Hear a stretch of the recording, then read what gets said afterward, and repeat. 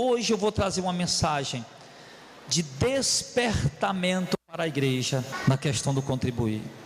Você lembra quando foi a última vez que nós pregamos aqui sobre ofertas? Alguém lembra quando foi a última vez que nós tiramos um culto para pregar sobre oferta? Eu sinceramente não me lembro. 2016, já faz muito tempo. Não é, irmãos, que eu vou pedir oferta a vocês. Nós não vamos pedir oferta a vocês, mas nós vamos trazer uma palavra que venha colocar no coração de vocês a motivação para ofertar. Só que, para trazer essa palavra, queridos, eu entendo que a igreja ela vive tempos difíceis, tempos de crise, onde muitos escândalos e exploração financeira, e por conta disso muitas pessoas desanimadas, desestimuladas totalmente de contribuir. Pessoas que já foram sugadas, exploradas, manipuladas a trazer recursos, a vender o que tem, a trazer muitas vezes pegar até do seu próprio pão, de um remédio, de uma parcela de alguma coisa, para poder entregar em alguma igreja. E no momento em que os irmãos abriram os olhos, como eu abri os olhos, quando nós abrimos os olhos, isso criou em nós uma repulsa, um sentimento de que fomos enganados durante muito tempo.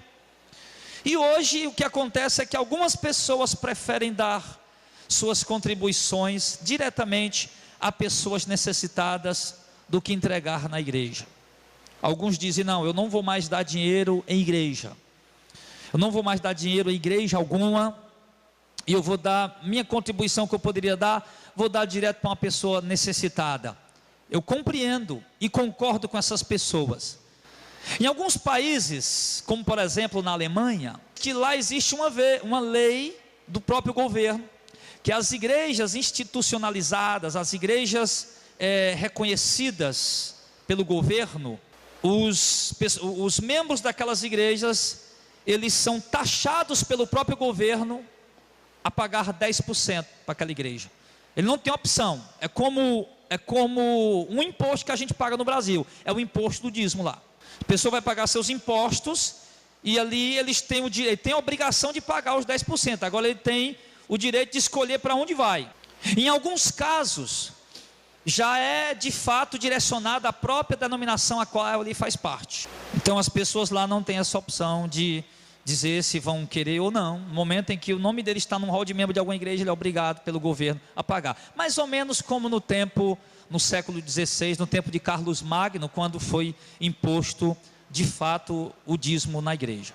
Só que a gente vê algumas coisas diferentes, porque lá nesses países, em alguns lugares, de fato, esse dinheiro que é arrecadado para a igreja, ela volta em benefício para a própria igreja, como de fato deve ser.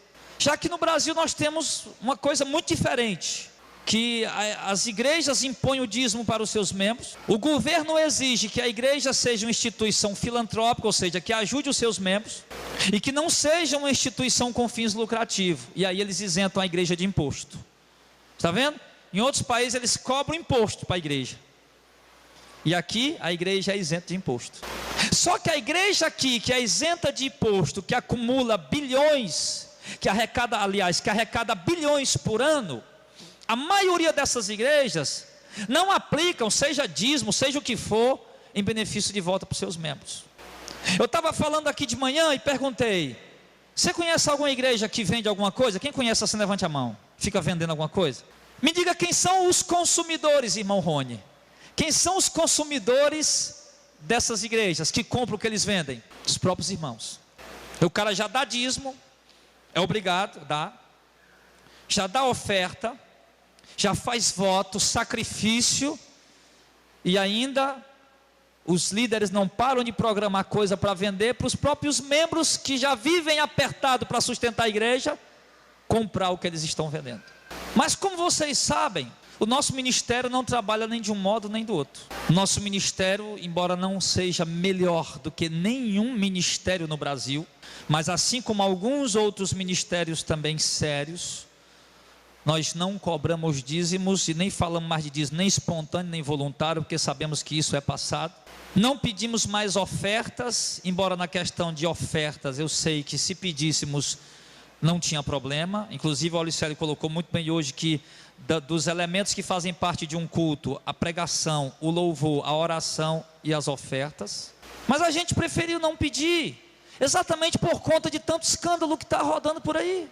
E nós não queremos colocar tropeço, irmãos, no evangelho que anunciamos. Só que nós não podemos, em momento algum, ou em hipótese alguma, como membros da Igreja de Cristo, que compomos o Ministério Missão de Fé, relaxar na nossa forma de contribuir, na nossa forma de ajudar esse ministério. Repito, eu entendo os que se chamam de desigrejados. Isso foi um termo que criaram, né? Lógico que não é um termo que não faz sentido esse termo, tá?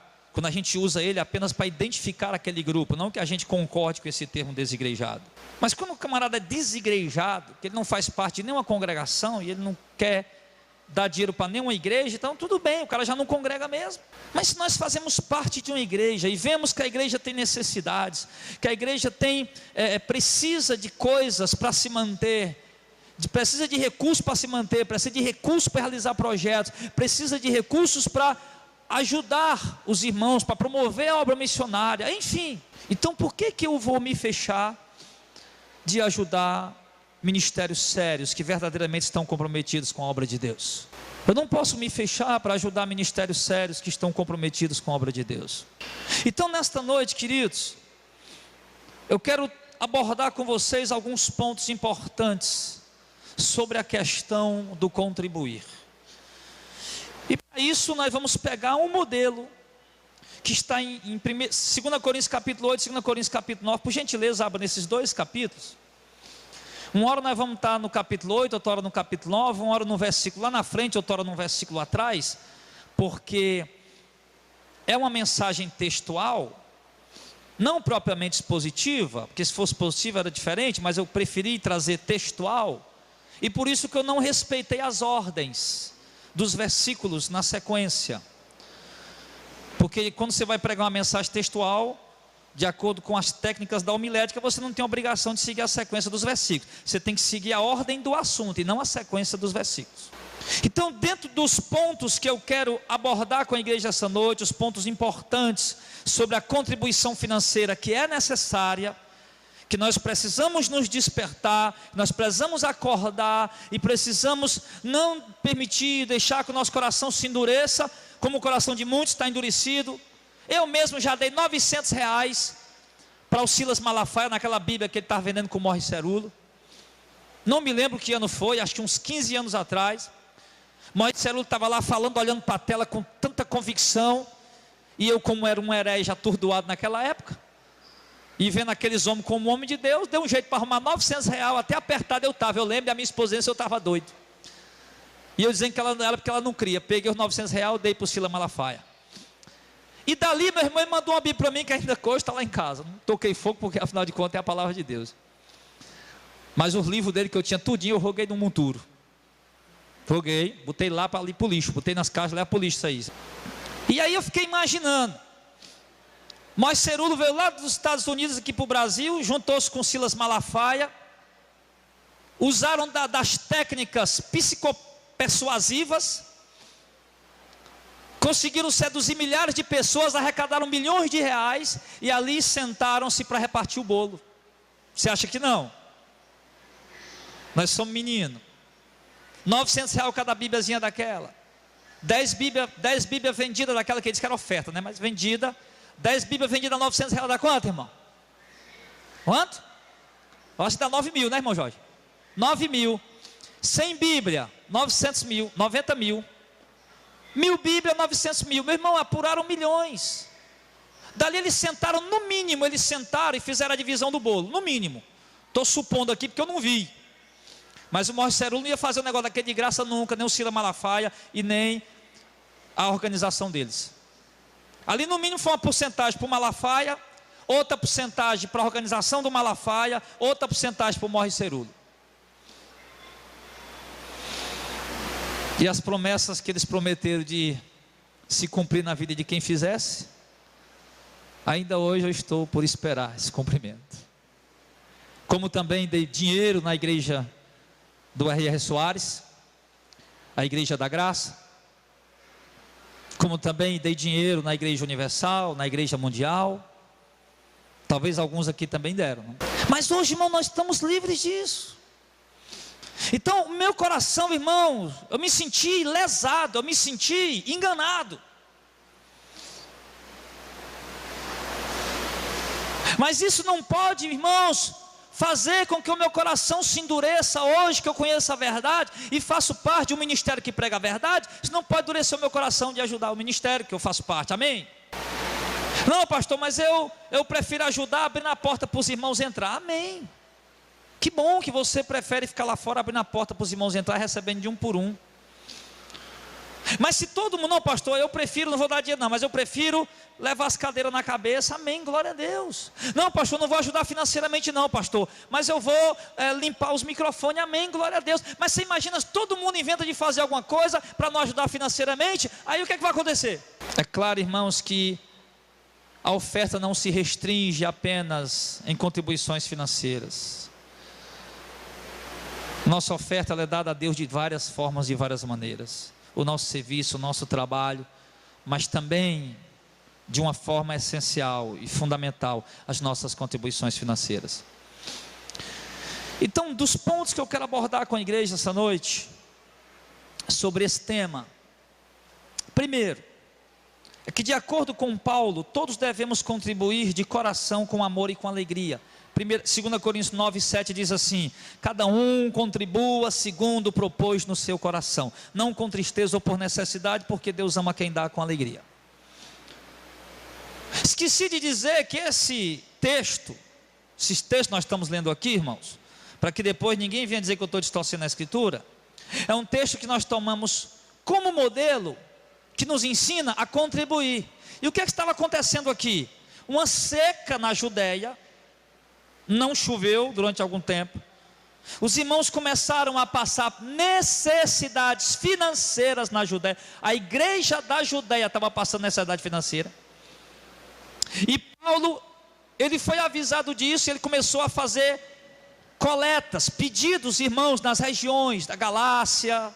Galácia é uma região, já disse a você, não é uma cidade, é uma região da Macedônia, que é na Grécia. Então ele começou a fazer coletas, dizer para os irmãos: olha, os irmãos da Judeia estão passando necessidade, eles precisam da nossa ajuda, e nós precisamos ajudá-los. E ali ele nos ensina como nos organizar, nos reunir para fazer coletas, para suprir algum tipo de necessidade que a igreja, seja da Judeia, seja do Brasil, a missão de fé, seja qual que for, esteja passando necessidade. Ele nos ensina aqui o gabarito, nos mostra o gabarito.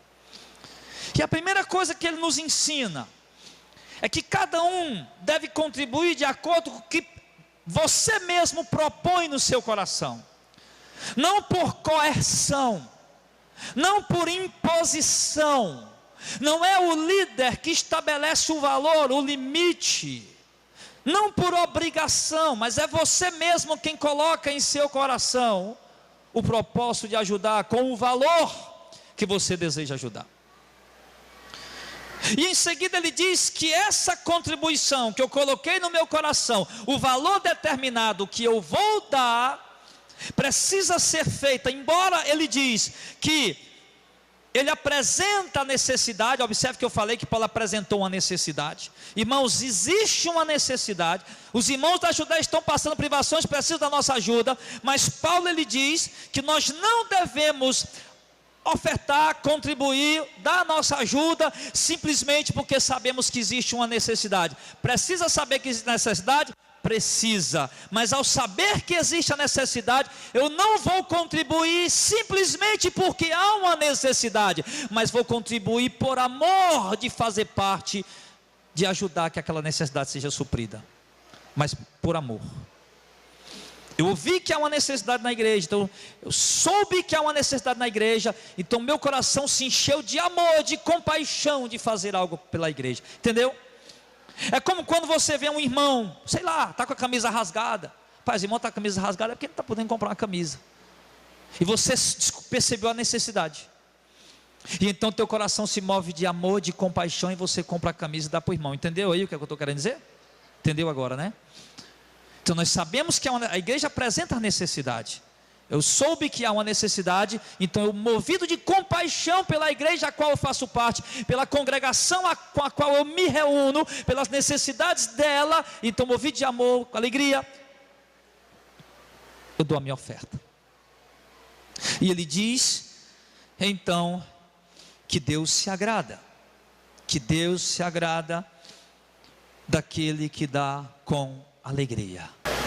Oferte e continue ajudando, mas faça isso sempre, não apenas por causa da necessidade, porque tem gente que faz pela necessidade, mas faz murmurando. Não adianta, Deus não aceita, Deus não recebe assim. Quando se faz pela necessidade, mas movido por amor, aí sim Deus se alegra. E faça sempre com amor e com alegria, para que Deus possa receber. Eu costumo dizer que todo o dinheiro que se entra aqui, vamos dizer que o Gilmar é um empresário, Deus moveu o coração dele aí, ele deu 10 mil reais para a igreja, colocou aí o cheque, 10 mil reais, pode dar sem fundo não, viu, Gilmar, tem que ter fundo. 10 mil reais, botou aí, ajudar a igreja. Mas aí de repente, o Gilmar não deu com alegria, não deu com amor, não deu com prazer, com gozo. O que acontece? Vai servir para a igreja o dinheiro ou não vai? Claro, 10 mil reais vai servir, porém Deus não recebeu. Então, o contribuinte, o ofertante sábio, ele vai pensar o seguinte: eu quero que o meu dinheiro seja útil para ajudar a igreja, mas também quero que Deus se alegre com o que eu estou dando. Agora é interessante, irmãos, como a gente dava um jeito para, você lembra? Como a gente dava um jeito para dar, quando eles prometiam para a gente que a gente ia receber o dobro. Você lembra como a gente dava um jeito, meu irmão? Hoje eu não estou dando porque Deus sabe, eu estou apertado e tal. Mas na época da heresia, a gente dava. Mesmo apertado, como eu fiz, que eu acabei de falar para vocês. Por quê? Porque não era dado por amor nem por alegria. Era dado porque o pregador, suposto homem de Deus, disse: Deus vai lhe dar tantas vezes mais. E alguns ainda ficavam entregando revelamento. Chamar de revelamento porque não revelação do Espírito. Ficava entregando revelamento, dizendo: olha, Deus está me mostrando que tem alguém aí com o dinheiro da parcela do carro guardado. Ora, mais um monte de gente. Então, quantos irmãos aqui talvez não estão com o dinheiro da parcela do carro guardado? Deus está me mostrando que o irmão está com o dinheiro do aluguel guardado, o dinheiro da luz. Deus está me mostrando, então irmão, Deus está aí, o cara começa a chorar. Meu Deus, é Deus puro na terra, oh, aleluia. É manto. Não pode, só pode ser Deus. Meu Deus, papai, oh meu Deus. Não tem como se esconder dos teus olhos, é Deus purinho. Não tem, aí o cara vai nessa. Deus está mostrando que teve uma irmã que vendeu bolo, e o dinheiro do bolo está guardado, minha irmã, e Deus mandou você dar, que você vai ser a maior boleira da Fortaleza. É ou não é assim? Eu acertei algum aqui? Com certeza. Não precisa ser profeta para isso, irmão. Isso é óbvio, é lógico. É um tiro no escuro.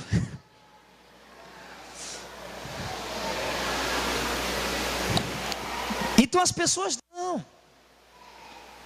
Elas dão, mas não é por amor, não é por alegria. O dinheiro entrou, serviu para aquele herege, para aquela denominação, mas Deus não recebeu. E não tem nada pior, meu irmão, do que perder R$1. Você já perdeu R$1? É ruim. Perder 10, 50, 100 é péssimo. Isso aí é a mesma coisa. Não tem nada pior do que o cara chegar.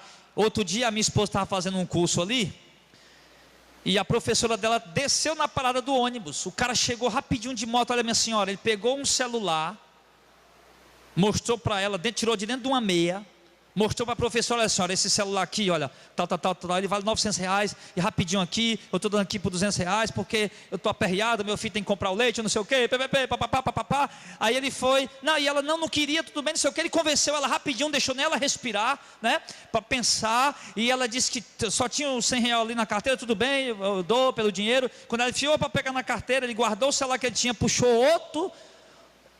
outra meiazinha com um objeto, uma cerâmica do mesmo tamanho do celular, e entregou para ela. Pegou o dinheiro e disse: não abra agora não, para a senhora não ser assaltada. Foi-se embora. Quando ela chegou no curso, que abriu, era um tijolo. Dá raiva ou não dá, irmão? É o que esses pastores estão fazendo com o povo. É o que esses líderes estão fazendo com a igreja, meu irmão, é a mesma coisa. Eles estão vendendo gato, dizendo que é lebre.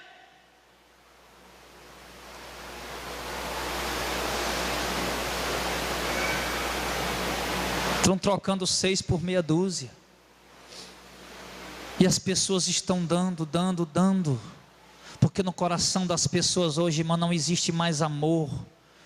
O amor esfriou. A Bíblia de Mateus 24, o amor de muitos se esfriará, e esfria em todos os sentidos, inclusive no compadecimento que temos de ajudar a obra de Deus, por conta da iniquidade que se multiplicou.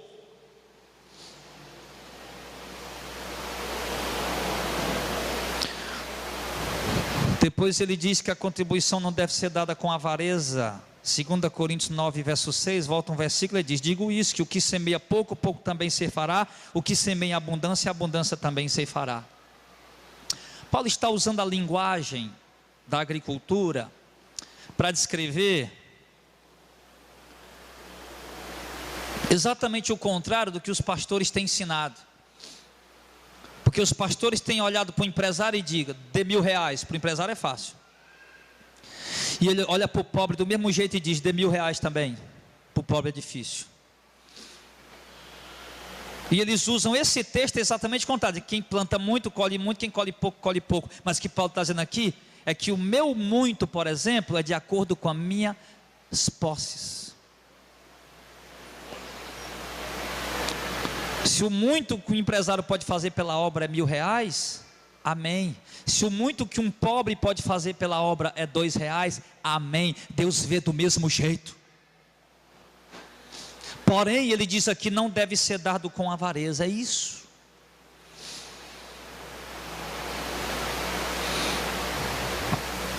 E o que ele quer dizer é que cada um deve ofertar de acordo com as suas posses. Vá para 2 Coríntios capítulo 8, verso 12. 2 Coríntios 8,12 ele diz: porque se há prontidão de vontade, será aceita segundo o que qualquer um tem, e não segundo o que não tem. Ou seja, é o mesmo tema, é o mesmo assunto. Estou pegando os versículos, irmãos. Você observe que eu estou pegando os versículos, mas é dentro do contexto. Que o Auricelio, que é um professor, poderia me acusar aqui agora: pastor, você está fora do contexto. Não, o capítulo 8, verso 12, ele vem lá de alguns versos atrás, dentro de um contexto de contribuição, das ofertas voluntárias para os irmãos pobres da Judéia. Eu peguei um versículo, mas está dentro de um contexto. Porque quando você pega um versículo, você não pode tirar ele de um contexto. Você tem que, se você quer usar um versículo só, você tem que lembrar que ele tem um contexto. Não pode tirar ele dentro do contexto, entendeu? Então o contexto aqui é de oferta, de contribuições, de coleta. E ele diz: se há prontidão de vontade na ajuda, será aceita segundo o que qualquer um tem, não segundo o que não tem. O que ele está dizendo aqui? Que você não deve dar o que você não tem. Porque tem gente que, para dar dinheiro nessas igrejas, irmãos, até empréstimo faz.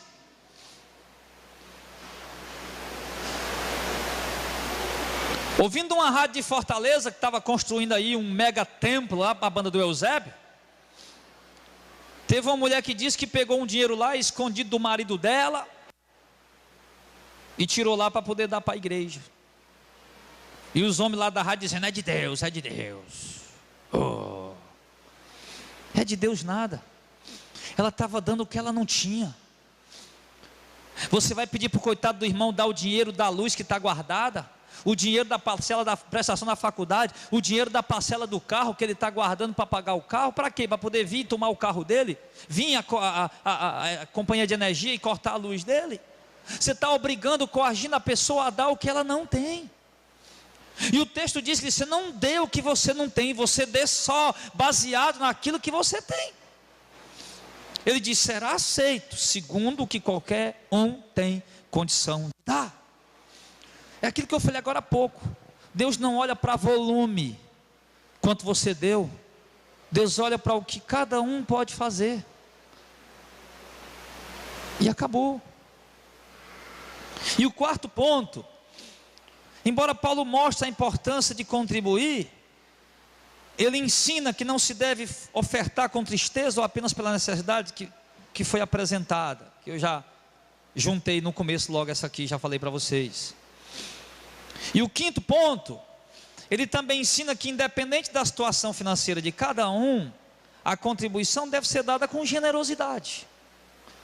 No verso de número 1 e 2 de 2 Coríntios 8, ele diz: também, irmãos, vos fazemos conhecer a graça de Deus dada às igrejas da Macedônia, como em muita prova de tribulação houve abundância do seu gozo, e como a sua profunda pobreza abundou em riqueza de sua generosidade. Paulo está mostrando que pessoas pobres estavam sendo generosas nas suas contribuições. Que aqueles irmãos, pelo fato de serem pobres, eles não estavam se omitindo de ajudar, sim, porque eles foram movidos de amor pela necessidade da igreja da Judeia. Eles foram movidos de amor pela necessidade da igreja da Judeia. Então, mesmo tendo pouco, eles fizeram o pouco que eles podiam fazer. Aí, a luz apagou aqui. Meu assessor esqueceu de apertar o botão. Então, queridos, de acordo com o que eles... Deixa eu ajeitar aqui, irmãos.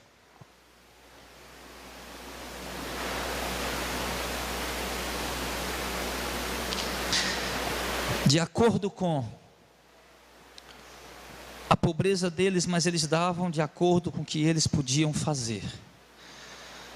E sempre que eu falo isso, eu me lembro do exemplo da irmã Marinete, que eu já dei aqui várias vezes, da congregação no bairro do Henrique Jorge, a qual eu dirigia. Estou dizendo o nome e a congregação, que é para ninguém dizer que eu estou mentindo. Se alguém de Madalena ouvir essa pregação lá da igreja, lá que fazia parte, vai lembrar quem é a Marinete. E vai lembrar da cesta básica que a igreja dava a ela todos os meses, a igreja que eu dirigia lá no bairro do Henrique Jorge. E aquela mulher era tão pobre, irmão, que se todo dia ela não saísse para pedir esmola em algum lugar, ela não comia. E a igreja, como a igreja também era pequena, então todos os meses a igreja se movia, mobilizava e fazia uma cesta para dar para ela.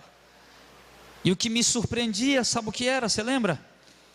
É que no dia que a irmã Marinete recebia a cestinha que a igreja dava para ela, no próximo culto que tinha, ela vinha trazer uma sacolinha com alguns alimentos dentro, para poder dar para a próxima cesta que ia ajudar alguém. Então, quando eu vejo Paulo dizendo que da sua profunda pobreza contribuíram com necessidade, eu não estou vendo Paulo botando a faca na cabeça, no garganta de pobre para matar o pobre dar dinheiro. Eu não estou vendo Paulo mandar o pobre dos aposentados ir lá nas agências de empréstimo pedir dinheiro emprestado. Mas eu estou vendo Paulo dizendo que, embora nós temos pouco, mas o pouco que podemos fazer pode servir e vai servir para beneficiar a obra de Deus, a igreja de Deus. Em seguida, Paulo disse que dependendo do coração de cada um, a oferta, além de ser dada voluntariamente, às vezes alguns davam acima daquilo que podia. É o que ele está falando aqui. Agora, vale lembrar, irmãos, que isso não é regra. São casos específicos que acontecem, de alguém de fato chegar a dar além do que realmente pode. Alguns chegaram a fazer isso. Observou que Paulo disse que cada um desse de acordo com o que podia, de acordo com o que tinha. Mas Paulo chegou a dizer que, mesmo falando isso, houveram casos ali que alguns chegaram a dar acima daquilo que tinham condição de dar. Ele diz no capítulo 8, no verso 3, 2 Coríntios: porque segundo o seu poder, o que eu mesmo testifico. Essa palavra que está entre aspas, vale lembrar para você que eu estudei bibliologia agora na faculdade. Palavra entre parênteses, aliás, ela não está no original. Isso foi colocado pelo escriba para facilitar a compreensão da frase. Então ele diz: porque segundo o seu poder, o que eu mesmo testifique, ainda acima do seu poder, deram voluntariamente. Houveram casos específicos, isolados de um ou outro irmão, que realmente quis dar acima do que podia. Não podemos impor isso como regra, podemos? Irmão, vocês tudo tem que morrer, eu não estou nem aí, mas todo mundo tem que dar R$1.000, acabou essa conversa. Não. Está aqui, porque os irmãos de Corinto deram. Não. Olha o contexto que Paulo vem falando. Como? Deram voluntariamente, acima do que puderam. Casos específicos de voluntariedade. Um irmão aliviou a necessidade dos crentes pobres da igreja da Judéia e disse: rapaz, eu vou dar, que eu posso dar isso aqui não, mas eu vou dar mais do que o que eu posso, porque eu estou me compadecendo daqueles irmãos. Não é uma regra. Paulo disse que era para os irmãos dar apenas de acordo com o que eles podiam dar. Porém, toda regra tem sua exceção. O sétimo ponto é que Paulo ensina que assim como nós somos fervorosos na fé, porque a igreja de Corinto era uma igreja muito fervorosa na fé, fervorosa na palavra, no conhecimento, no trabalho, no amor de uns para com os outros, Paulo diz que assim também nós devemos ser fervorosos nas nossas contribuições. 2 Coríntios 8:7. Portanto, assim como em tudo abundeis na fé, na palavra, no conhecimento, em toda a diligência, em vosso amor de uns para com os outros, assim também abundai nesta graça. Assim como vocês trabalham muito no Evangelho, conhecem muitas escrituras, assim como vocês têm muito conhecimento, têm muita diligência na obra e amor de uns para com os outros, agora vocês também abundem nessa graça de contribuir, de fazer participar dessa oferta, dessa coleta, para suprir a necessidade da igreja. Ou seja, não adianta apenas a gente buscar ser esmerado no conhecimento, trabalhar muito, correr de um lado para o outro, muito esforçado na obra. Isso é maravilhoso, isso é bom demais, todos nós possamos nos esforçar na obra, sejamos diligentes cada vez mais na obra, mas Paulo diz, também sejamos diligentes, abundemos também na graça de contribuir para ajudar a igreja. No caso lá da Judéia, no caso que eu estou pregando aqui, lógico que eu estou falando desta igreja. Nós não temos que mandar dinheiro lá para a igreja da Judéia. A igreja que nós sabemos que estamos passando necessidade é a nosso ministério. E ele diz no 8º ponto, que devemos não só praticar o ato de ofertar, mas fazer por vontade própria. Eu gostei muito disso aqui. 2 Coríntios 8, verso 10. Nisso dou o meu parecer, pois isto convém a vós que, desde o ano passado, começastes, e não só a praticar, mas também o querer. O que ele está dizendo? Que muitos irmãos estavam ofertando, contribuindo, mas estavam fazendo isso porque queriam. Houve prontidão na vontade, houve não só a prática, mas houve uma prática por vontade, voluntária, por despertamento próprio. Olha que coisa bonita. Irmãos, tem muita gente ofertando para ajudar os crentes pobres da Judéia.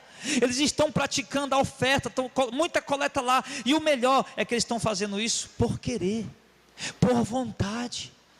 Não tem ninguém lá vendendo indulgências para ele. Não tem ninguém lá vendendo amuleto, vendendo cura, vendendo milagre. Não tem ninguém lá vendendo feijoada, vendendo lanche, vendendo almoço, vendendo janta. Não tem ninguém lá dizendo que se eles der vão receber o milagre, vão receber 10 vezes mais, 100 vezes mais, que eles vão ficar. Tem ninguém lá dizendo isso. Eles estão fazendo isso voluntariamente. É assim que tem que ser, irmão. Eu tenho que fazer a minha parte na questão do ajudar, do contribuir. Tenho que praticar sim, mas por vontade minha, do meu próprio coração, por querer de fato. E o 9º ponto ele diz que deve haver a vontade, mas também a prática. Eu gostei também disso aqui, no verso 11 do capítulo 8 de 2 Coríntios. Agora, porém, completai também o que já foi começado, para que assim como houve a prontidão de vontade, haja também um cumprimento, segundo o que tendes. Olha aí, assim como houve a prontidão de vontade, haja também o cumprimento. Ou seja, às vezes o camarada tem a vontade de fazer, mas não faz. Aí uma pessoa falou para mim assim, né? No inferno está cheio, no inferno está cheio de gente com boa vontade. Fazendo uma ilustração, né? Claro que a pessoa deixar de ofertar não vai para o inferno, lógico que não vai, né? É claro que não vai, não tem nada a ver isso. Oferta não tem nada a ver com salvação. Embora tenha uns aí que diz, né? Que se não ofertar vai para o inferno, não der dinheiro vai para o inferno. Mas o que ele está dizendo aqui? Houve a vontade no seu coração? O Espírito voluntariamente se moveu para ajudar? Então que haja a prática, que haja a execução. Talvez quantas vezes a gente disse no coração, né? Vou dar uma ajuda para a igreja, vou fazer aquilo para a igreja, Deus colocou no meu coração, vou fazer. Aí o tempo passa e não faz. Aí como aqui ninguém pede, aí aqui o camarada acha bom. Ele faz de conta que, né? Faz de conta que esqueceu, com ele e Deus lá, né? Faz de conta que esqueceu. Deus, eu esqueci. Deus coloca no coração lá, rapaz, eu vou fazer isso.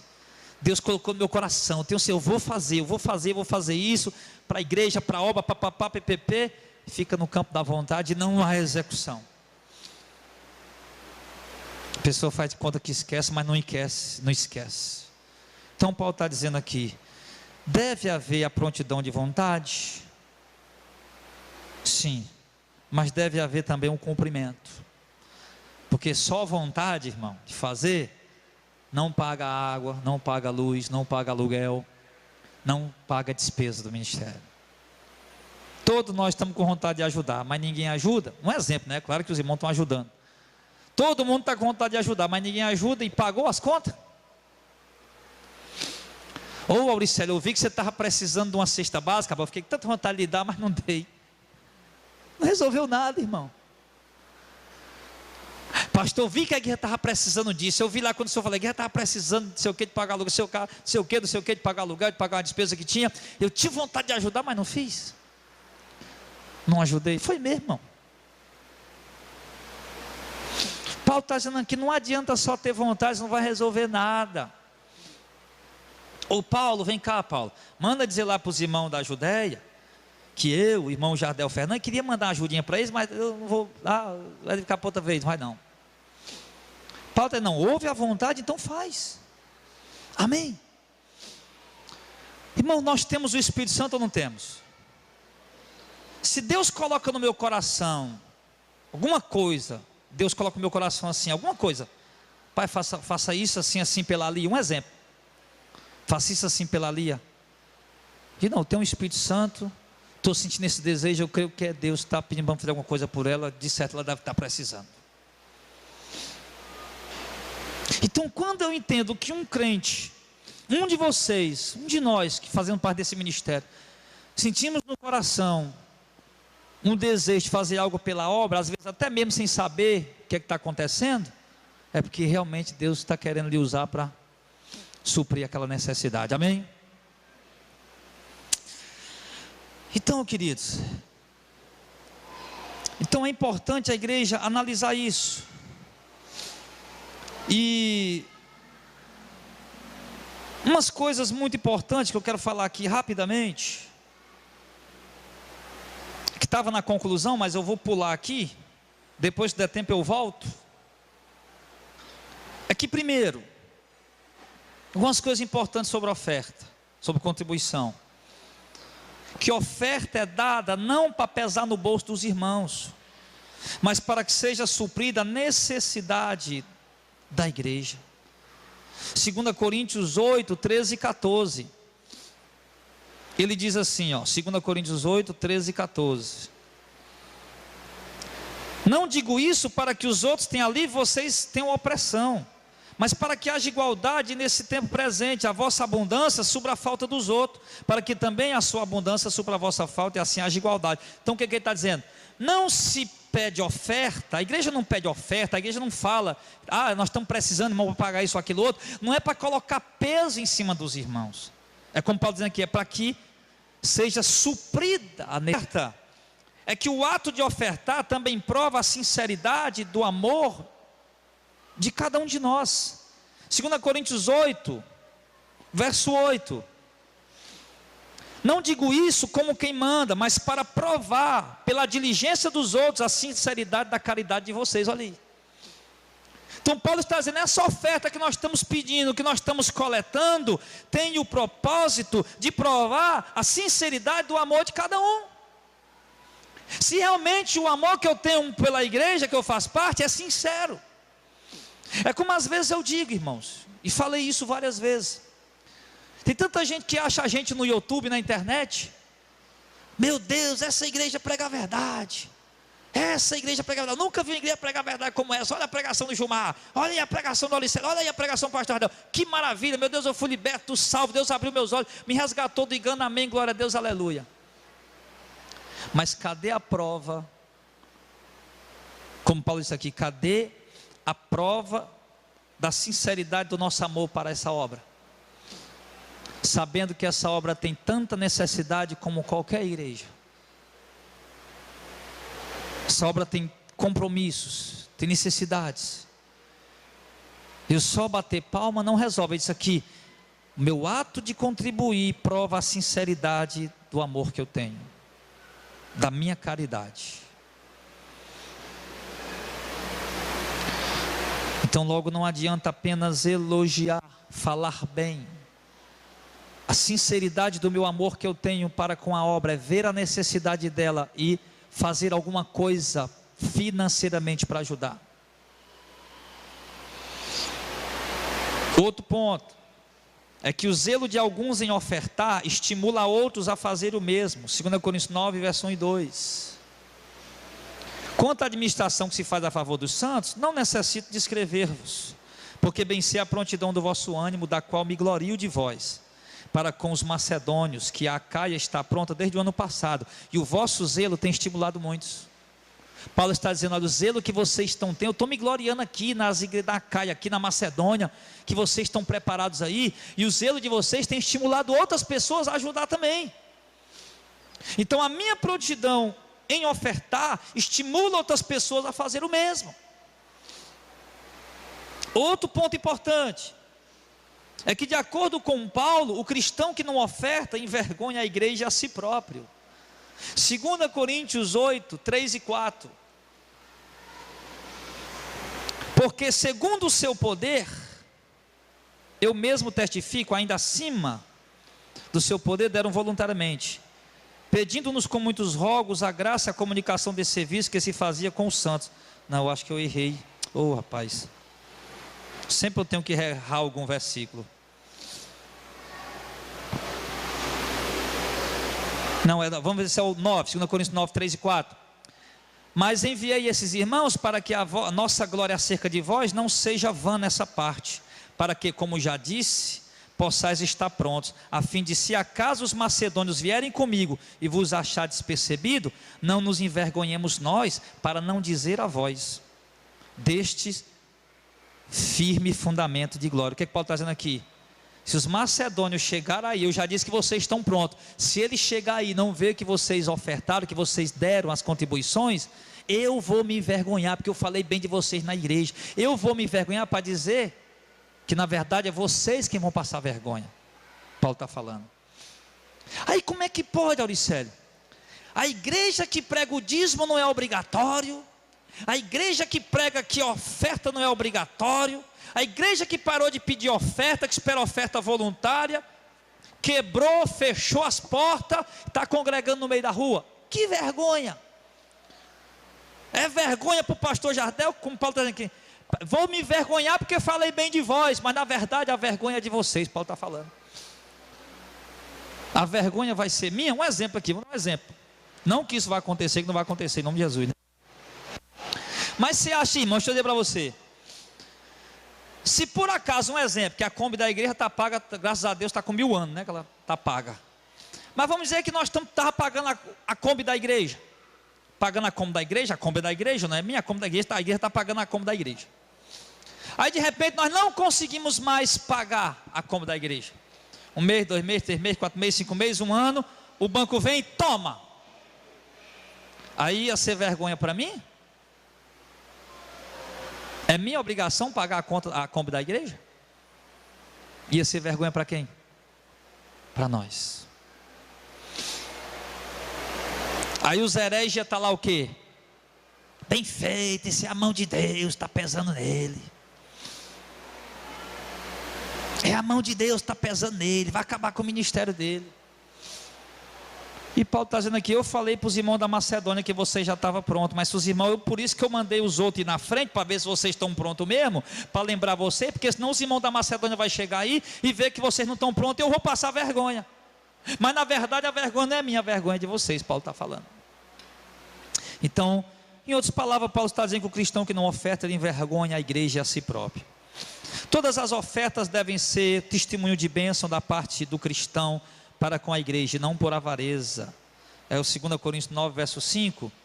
Porque tive por necessidade de exortar estes irmãos, para que primeiro fossem ter convosco, e preparasse de antemão a vossa bênção, já que antes foi anunciada, para que esteja pronto como bênção e não como avareza. Então, Paulo está dizendo, todas as ofertas do cristão devem ser dadas como testemunho de bênção e não de avareza. Outra coisa que ele diz é que Paulo promete que Deus ele não promete riqueza, prosperidade, 10 vezes mais, 100 vezes mais, não faz essa promessa nenhuma vez. Mas Paulo promete, ele fala, que Deus não vai deixar faltar, Ele vai nos suprir, se nos dispusermos a ofertar com as motivações corretas, e que também a atitude de ofertar demonstra nossas obras de justiça em Cristo. 2 Coríntios 9, do 8 ao 11, ó. E Deus é poderoso, 2 Coríntios 9, do 8 ao 11, Deus é poderoso para tornar abundante em vós toda graça, a fim de que, tendo sempre em tudo toda a suficiência, superabundez em toda a boa obra, ou seja, vocês vão ter suficiente para continuar abundando em boas obras. Não é para acumular riqueza, mas fazer boas obras. Conforme está escrito, espalhou, deu aos pobres, a sua justiça permanece para sempre.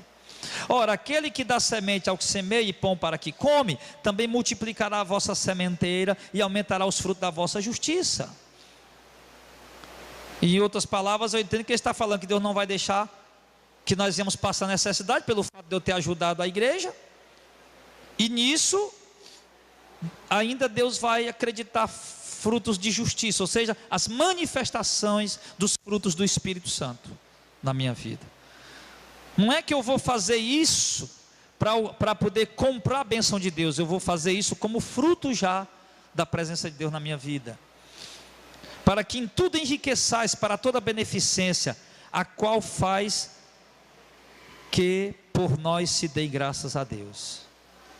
Então, Paulo está dizendo que nós manifestamos as obras de justiça quando ofertamos, ajudamos a igreja na sua necessidade, e também Deus, Ele vai suprir nossas necessidades. Nós podemos ficar tranquilos em ajudar, que Deus vai suprir nossas necessidades. Deus é glorificado quando ofertamos de forma voluntária e com alegria, pois demonstramos submissão ao Evangelho, a liberdade com a qual fazemos nossas ofertas. 2 Coríntios 9, 12. Porque a administração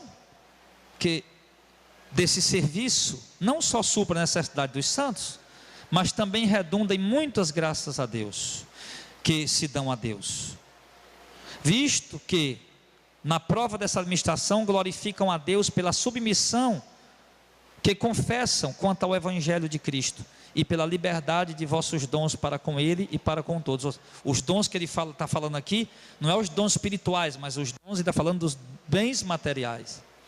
A liberdade que temos de pegar dos nossos bens e ajudar a igreja na sua necessidade. Ele diz que isso redunda em muitas graças a Deus. Deus é glorificado quando fazemos isso. Os irmãos que vão ser beneficiados com esses recursos também vão dar graças a Deus por isso. E assim, nós estamos mostrando nossa submissão ao Evangelho. É o que ele está falando. Então, queridos, rapidamente. Então, mas eu falei que dá com as motivações corretas. Deus promete que vai suprir nossa necessidade, não vai me deixar na mão, mas se eu dou com a motivação correta, aquela motivação errada de que Deus vai te dar 1000 vezes mais, não dê, porque Deus não vai dar 1000 vezes mais. Se você for dar esperando 1000 vezes mais, não dê, você está com a motivação errada. Só dê se de fato você sentir amor, alegria, de fato em ajudar, em contribuir. E como nós falamos tantas vezes, rapidinho, falamos tantas vezes na voluntariedade, falamos tantas vezes aqui em oferta com amor, em generosidade, voluntariedade. Eu queria dar aqui rápidos exemplos aqui de o que é voluntariedade e generosidade na questão de contribuir. Tem um exemplo no Antigo Testamento que os irmãos notam aí, porque se nós formos ler agora, o tempo já está adiantado. Mas exemplo no Antigo Testamento, nós temos 1 Crônicas 29, do 1 ao 9, 14, 16, 17, nós vemos Davi na construção do templo. E lá Davi chega e diz aos irmãos, a todos: quem é o homem que se move o coração para voluntariamente, generosamente ofertar para construir a casa de Deus, que era o templo de Salomão? E a Bíblia vai dizer o que nesses versículos? Os chefes, os líderes, o povo inteiro foi lá, se moveu voluntariamente e trouxeram ofertas para construir o templo do Senhor, que foi o primeiro templo de Israel, aproximadamente 1094 anos antes de Cristo. E com estimativas atuais, cálculos atuais, estima-se que foi gasto aproximadamente 2 bilhões de dólares naquele tempo. E todo aquele dinheiro foi arrecadado, não com ameaças, não com promessas mirabolantes, mas simplesmente com ofertas voluntárias.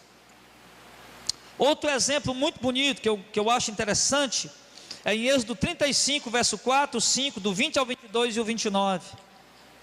É quando Moisés, em relação a Moisés e a construção da tenda. Antes de construir o templo de Salomão, a igreja tinha, aliás, Israel tinha uma tenda móvel, com a qual eles caminharam 40 anos no deserto, montando e desmontando aquela tenda, que era como se fosse um tipo de templo, onde eles faziam os sacrifícios e cultuavam a Deus. E depois, quando Josué invadiu a terra prometida, ele estabeleceu aquela tenda lá em Siló, e ficou lá durante 300 anos, até que passasse o tempo do juiz, chegasse o tempo da monarquia, e chegou o tempo de Salomão. Mais de 300 anos ficou lá. E ali, quando Moisés chegou para o povo, nesses versículos de Êxodo 35, 4, 5, 20, 22, 29, Moisés chega e diz aos filhos de Israel: essa é a palavra do Senhor, tome cada um do que vocês têm, uma oferta para o Senhor, cada um cujo coração é voluntariamente disposto, e trará por oferta alçada ao Senhor, ouro, prata e cobre. Então toda a congregação de Israel saiu da presença do Senhor, e veio todo homem a quem um coração se moveu, e todo aquele cujo espírito voluntariamente o excitou, e trouxeram oferta alçada ao Senhor para a obra da tenda da congregação, e para todo o serviço, e para as vestes santas. Assim vieram homens e mulheres, e todos dispostos de coração, trouxeram tudo que havia necessário. E no que eles começaram a trazer, Êxodo 36, do 3 ao 7, os líderes, os sábios que estavam fazendo a obra do santuário, falaram com Moisés no verso 5, dizendo: o povo traz muito mais do que basta para o serviço da obra que o Senhor ordenou que fizesse. Então pediram a Moisés que proclamasse a todo o arraial, dizendo: nenhum homem, nenhuma mulher faça mais obra alguma para a oferta alçada do santuário. Assim o povo foi proibido de trazer mais ofertas, porque tinha material bastante para toda a obra que havia de fazer, e ainda sobejava. Verso 7. Isso é exemplo de voluntariedade. Não é doutrina isso aqui, não é imposição. Se for imposição, já não é. Aliás, não é imposição, obrigação. Se for imposição, obrigação, já não é voluntário e generoso. Eu estou dando um exemplo do Antigo Testamento, o que é ser generoso na prática, na questão do ofertado contribuir. Quando Moisés disse: pessoal, nós estamos precisando de recurso para alguma coisa na obra do Senhor, que na questão era construir a tenda. Davi era construir o templo, Moisés era construir a tenda. Quando ele disse isso, o povo tomou conhecimento, o povo trouxe, irmão. O texto diz: o povo moveu o coração voluntariamente, o Espírito o excitou, e o povo trouxe muito mais, de modo que a obra tinha para fazer o que precisava e ainda sobrava. Pregar que o dízimo não é obrigatório e parar de dar o dízimo, isso é fácil para todo mundo.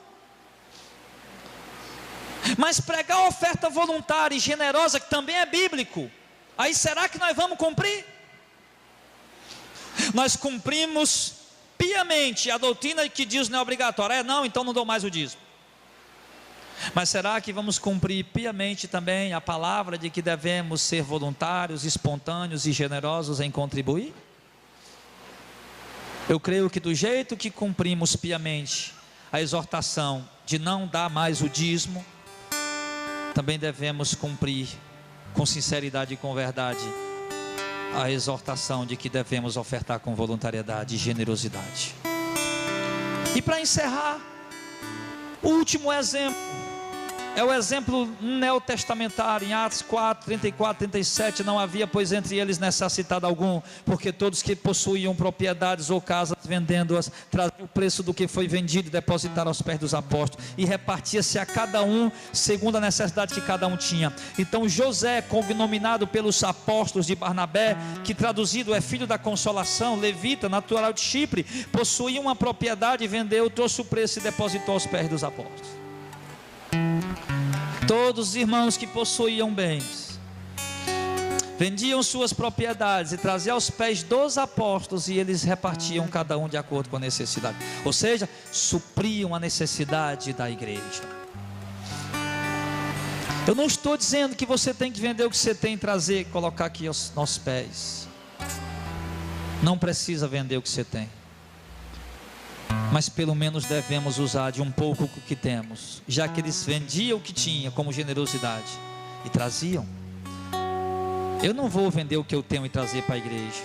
Você não vai vender o que você tem e trazer para a igreja, mas vamos pelo menos pegar do que podemos fazer e trazer, para que seja suprida a necessidade da igreja. Amém? Agora é interessante, irmão, você vê aqui que os irmãos vendiam suas propriedades, eles podiam sair por aí fazendo o que quisesse, né? Não vou levar lá para os apóstolos, não, eu vou fazer do jeito que eu quero. Por que eles não fizeram do jeito que quiseram? Porque era uma igreja unida, era uma igreja que confiava na liderança que tinha, era uma igreja que sabia que aquele recurso ia ser bem investido, ia ser bem aplicado, ia ser bem direcionado, ia ser de fato para suprir necessidades que realmente de fato precisavam ser supridas. E por isso que eles não tinham dificuldade de depositar aos pés dos apóstolos. E os apóstolos, olhando para a necessidade dos irmãos, ia fazendo com cada um de acordo com que cada um ia precisando, iam suprindo as necessidades da igreja. Então, queridos, eu quero dizer para você que fique claro que nós precisamos sim contribuir com a igreja, com a causa da igreja de Cristo, e precisamos ser assíduos nisso. Assíduos eu quero dizer constantes, periódicos, regular. Não é aquela coisa de ofertar uma vez, depois passar 10 anos para ofertar. A igreja tem necessidade todos os meses. Mas depois que eu soube que o dízimo não é obrigatório, pastor, negócio de saquitel e oferta, pastor, agora eu vou no shopping, compro um monte de roupa. Agora não, pastor, agora eu não me preocupo mais em separar nada, porque agora, pastor, eu pego meu dinheiro e eu saio por aí gastando com a minha família. Amém, que bom que você está gastando com a sua família. Então eu digo aos irmãos, que fique claro que nós devemos sim, regularmente, ofertar e ajudar a causa da igreja de Cristo, que não devemos parar de contribuir e endurecer nossos corações. Entretanto, devemos fazer isso com as motivações corretas, que só assim, de fato, Deus se agradará e se alegrará. Aí sim poderemos dizer que contribuímos sim, mas não somos mais enganados, que contribuímos sim, mas não somos mais pressionados, extorquidos, ameaçados do fogo do inferno, mas que fazemos o que queremos, o que podemos, e da forma que desejamos fazer. Então, queridos, com toda a sinceridade do meu coração, que todas as preocupações em pagar todas as despesas do ministério pesam sobre os meus ombros, e todos os meses as mesmas despesas, e muitas vezes, nos últimos meses nós não temos tido condição, e nós precisamos sair por aí perguntando a um e outro se tem para emprestar. E não era para ser desse jeito, não era para ser dessa forma, era para ser diferente. Não haveria necessidade todos os meses, nos últimos meses, eu precisar estar ligando para um e para outro, perguntando se tem para emprestar. Você não pode, irmão, dar uma de egoísta e ficar lá na sua casa. Não tem problema, o pastor se vire lá para pagar, o pastor se vire lá para resolver. Você sabe por que esse computador está quebrado? Já está com mais de 15 dias. Que eu tentei consertar de graça com o irmão que sabe ajeitar, mas aí ele identificou que é a tal de uma placa mãe, e tem que comprar uma placa mãe. A Kombi da igreja atrasou, passou um bocado de dia aí, ó, até que Deus bendito moveu o coração do irmão. O irmão pediu todas as parcelas do IPVA, do emplacamento, tudo, para poder mês após mês pagar cada uma delas. Um irmão pobre, um irmão de pouco recurso, não foi um empresário da igreja.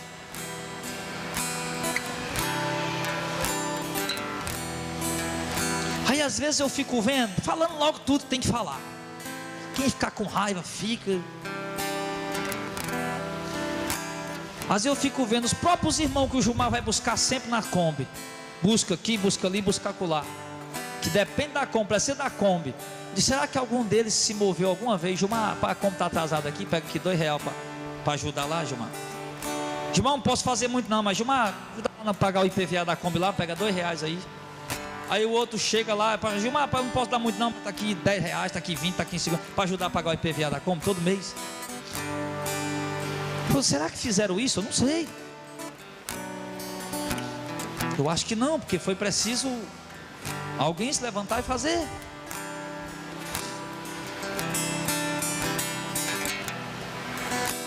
E muitas outras coisas, irmão. Ligação da companhia de energia, remissão de festinha a ele. A comunicar que a luz, uma vez foi a luz, outra vez foi a água, está atrasado. O senhor pode pagar até, eles dão uns 2 dias mais ou menos. Eles, rapaz, não posso pagar. Só posso pagar lá mais na frente.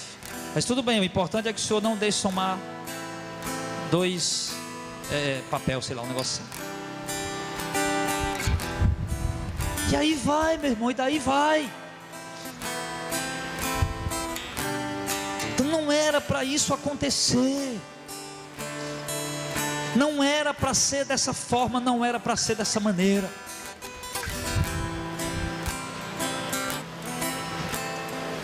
Por que aparece gente rica para dar dinheiro na igreja do Edir Macedo? Por que aparece gente rica para dar dinheiro na igreja do Malafaia, na igreja do Agenor Duque, na igreja do Valdemiro Santiago? Será que Deus não pode também levantar pessoas de posse para ajudar esse ministério? Mas talvez antes de eu levantar pessoas de posse para ajudar esse ministério, talvez primeiro Ele queira levantar logo nós, vocês.